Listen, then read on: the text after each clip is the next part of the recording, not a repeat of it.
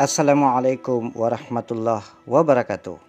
Wahai sahabat setia Snack Video, kali ini kita akan membahas tentang Kitab Talmud. Kitab Talmud memiliki peran sentral dalam kehidupan dan budaya Yahudi, bahkan seringkali dianggap lebih signifikan daripada Kitab Taurat. Kitab Talmud bukan hanya menjadi panduan dalam penegakan hukum agama, akan tetapi juga merasuk ke dalam ideologi, prinsip-prinsip dan pedoman untuk pembuatan kebijaksanaan di negara Israel atau Yahudi. Hal ini tentu saja mempengaruhi pandangan hidup hukum orang umum orang Yahudi. Ini adalah salah satu faktor yang dapat menjelaskan mengapa negara Israel sering dianggap memiliki sifat yang kuat, konservatif, dan didasarkan pada dogma agama. Untuk memahami sikap Israel yang tampak keras dan kurang kompromi, penting untuk memiliki pemahaman yang lebih dalam tentang isi Kitab Talmud yang dianggap sebagai salah satu teks suci terpenting dalam tradisi Yahudi.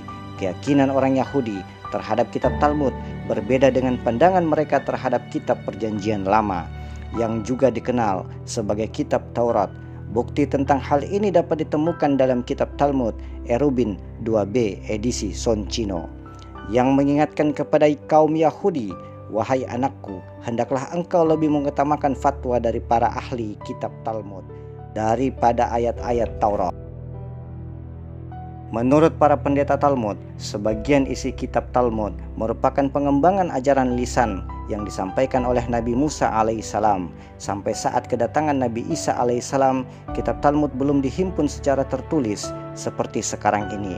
Nabi Isa alaihissalam mengkritik tradisi Mishnah Talmud awal dan mereka mengajarkannya, termasuk para pendeta Yahudi dan kaum Farisi, karena ia melihat bahwa isi kitab Talmud seringkali menyimpang, bahkan bertentangan dengan Taurat. Oleh karena itu, pandangan umum orang Kristen yang menganggap Perjanjian Lama sebagai kitab yang paling penting dalam agama Yahudi adalah suatu hal yang sangat salah. Pendeta Farisi mengajarkan bahwa doktrin dan fatwa yang berasal dari para rabbi memiliki kedudukan lebih tinggi daripada wahyu yang datang dari Tuhan. Talmud bahkan mengklaim bahwa hukum-hukum menduduki posisi di atas kitab Taurat dan tidak selalu sejalan dengan isi kitab Taurat. Seorang peneliti Yahudi yang bernama Yam Makobi dalam judul bukunya Judaism Australia mengutip pernyataan Rabbi Yehiel ben Joseph yang menyatakan bahwa tanpa kitab Talmud kita tidak akan mampu memahami ayat-ayat kitab Taurat. Tuhan telah memberikan wewenang ini kepada mereka yang bijaksana, karena tradisi ini merupakan kebutuhan yang sama pentingnya dengan kitab-kitab wahyu. Para bijaksana ini memberikan tafsiran mereka, dan mereka yang tidak mempelajari Talmud mungkin tidak akan mampu memahami kitab Taurat.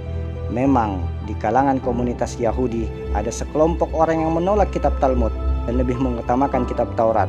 Perjanjian Lama yang saat ini dikenal kelompok ini dikenal sebagai Karaya, dan mereka telah menjadi objek ketidaksukaan sepanjang sejarah mereka dan sering menjadi korban penindasan oleh pemimpin agama Yahudi yang ortodoks. Para pendeta Yahudi memperluas tradisi Mishnah dengan menambahkan sebuah kitab yang mereka sebut Gemara, yang dapat dianggap sebagai tafsir oleh para pendeta dan gabungan antara tradisi Mishnah yang kemudian dicatat dalam bentuk tertulis, dan Gemara disebut sebagai kitab Talmud.